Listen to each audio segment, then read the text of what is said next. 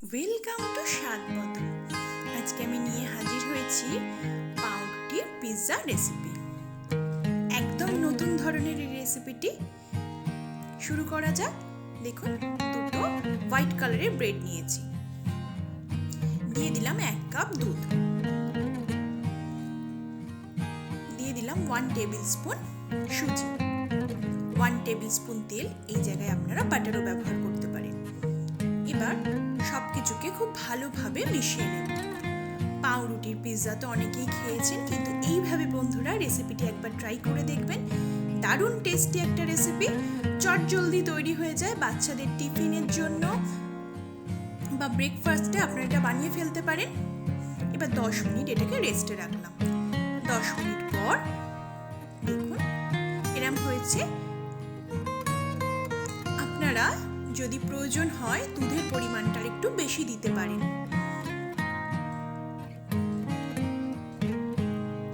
ব্রেডগুলোকে খুব ভালোভাবে মিশিয়ে দিতে হবে।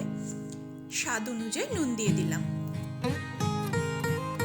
আর দিয়ে দেব ইনো। 1/4 চামচের মতন ইনো এখানে ব্যবহার করলাম। ইনোটা অ্যাক্টিভেট করার জন্য দিয়ে দিলাম সামান্য একটু জল। সবকিছুকে খুব ভালোভাবে মিশিয়ে নেব।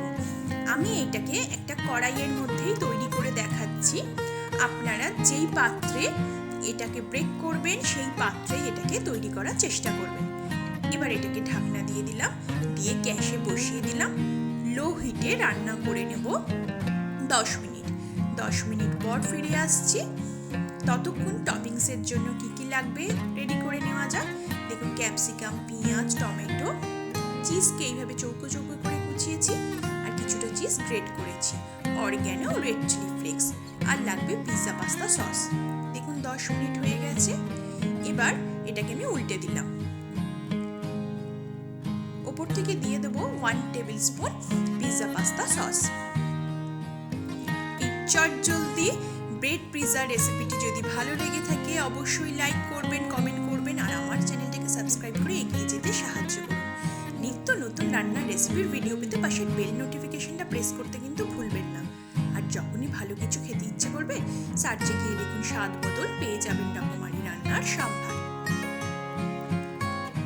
দেখুন, চিজ, ক্যাপসিকাম, টমেটো, পেঁয়াজ সবকিছু দিয়ে আমি উপরের টপিংসটাকে সুন্দরভাবে সাজিয়ে দিচ্ছি। আপনারা আপনাদের পছন্দ মতো সবজি দিয়ে উপরের টপিংসটাকে রেডি করে নিতে পারেন। ইচ্ছা করলে এখানে চিকেনও ব্যবহার করতে পারেন।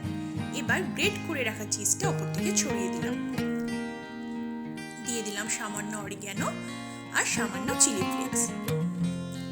ব্যাস, এবার ঢাকনা দিয়ে স্টিমে রান্না করে নিলাম আরো 10 মিনিট। 10 মিনিট পর দেখুন রেডি হয়ে গেল আমাদের দারুণ টেস্টি ব্রেড পিৎজা।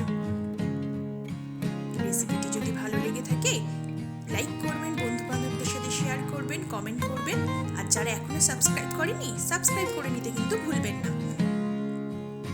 চলুন এবার এটাকে সার্ভ করি। দেখুন একদম দোকানের পিৎজার মতন রেডি হয়েছে না?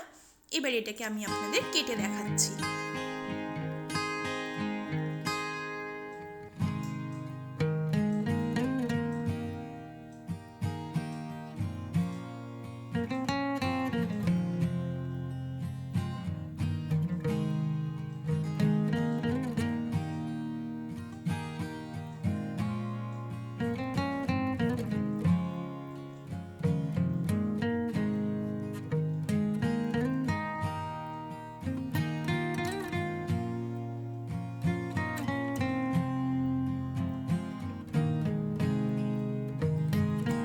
গরম, দেখুন কি দারুণ পিৎজাটা রেডি হয়েছে।